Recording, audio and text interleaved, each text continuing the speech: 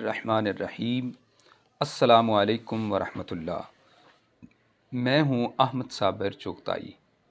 ناظرین، آج ہم بات کریں گے کہ ابلیس اللہ کی بارگاہ سے مردود کیسے ہوا، وہ کیا تھا اور کیا ہو گیا، اور ابلیس کی عبادتوں اور ریاضتوں کا کیا عالم تھا، آسمانوں پر اس کو کن ناموں سے پکارا جاتا تھا، اور آخر میں اس واقعے سے حاصل ہونے والا درس ہدایت کیا ہے، یعنی ہمیں سبق کیا حاصل ہوتا ہے۔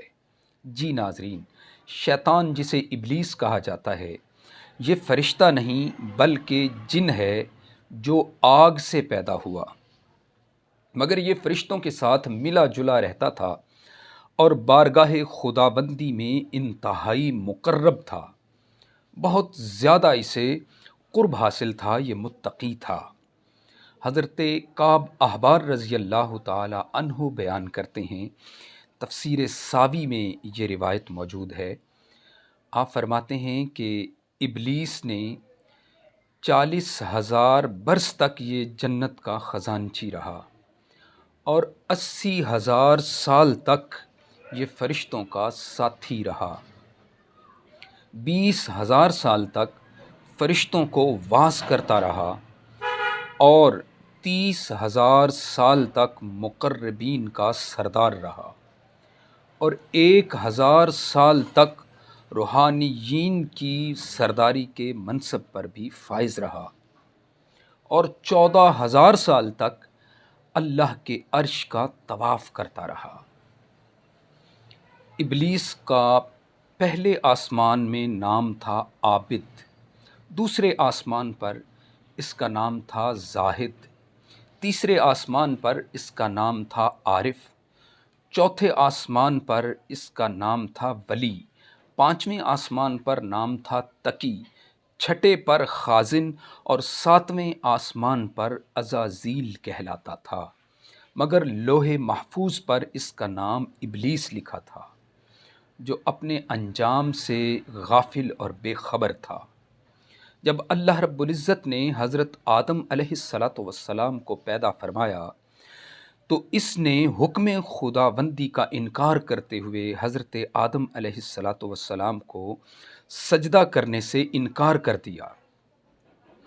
اس نے حضرت آدم علیہ السلام کی تحقیر کی اور اپنی بڑائی کا اظہار کیا، جس پر اللہ رب العزت نے اسے اپنی بارگاہ سے مردود کر دیا، اسے اپنی بارگاہ سے دھتکار دیا اور قیامت تک کے لیے یہ شیطان قرار پایا، ابلیس قرار پایا اور اس کے پیروکاروں کو جہنم کی سزا سنا دی۔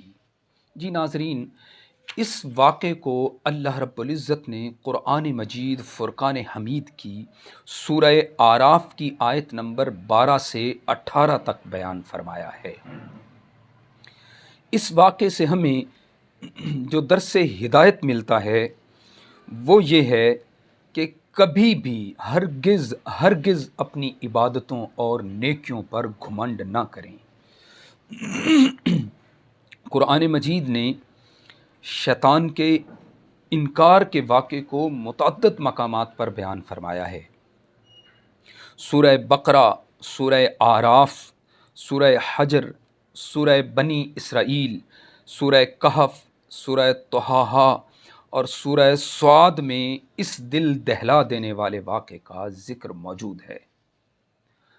درس ہدایت، جیسا کہ میں نے عرض کیا کہ کبھی بھی ہرگز اپنی عبادتوں پر گھمنڈ اور تکبر نہ کیجیے، اور نہ ہی کسی گناہ گار کو اپنی مغفرت سے کبھی مایوس ہونا چاہیے، کیونکہ نجات اور فلاح کا دار و مدار در حقیقت خاتمہ بالخیر پر ہے۔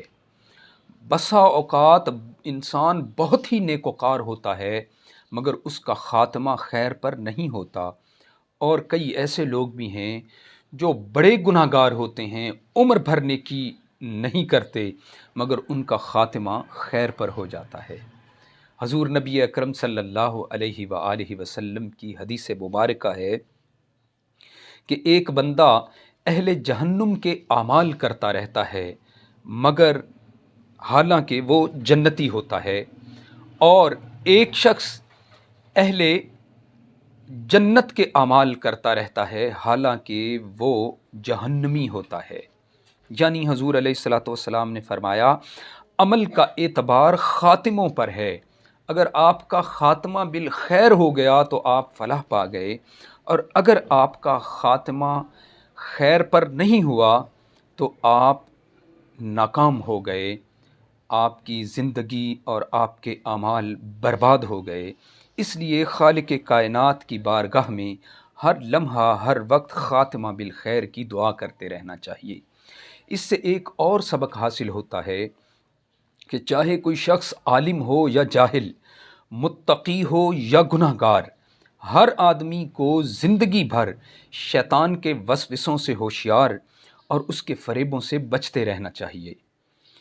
نمازیں پڑھ کر یا عبادتیں کر کے آپ یہ دعویٰ نہیں کر سکتے کہ آپ بہت مقرب ہو گئے، بلکہ اللہ کی بارگاہ میں عاجز بن کر رہنا چاہیے اور شیطان کے وسوسوں سے بچتے رہنا چاہیے۔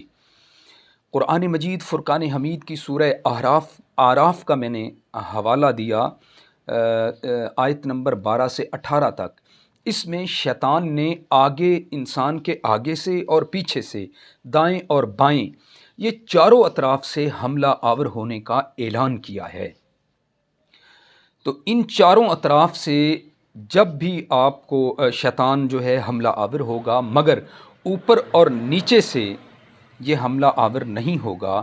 اگر اوپر یا نیچے سے آپ کو کوئی روشنی، کوئی حیرت انگیز یا تعجب خیز چیز دیکھنے کو ملتی ہے تو اسے خیر سمجھ کر اس کی طرف متوجہ ہوں، وہ شیطان کا وسوسہ نہیں ہوگا۔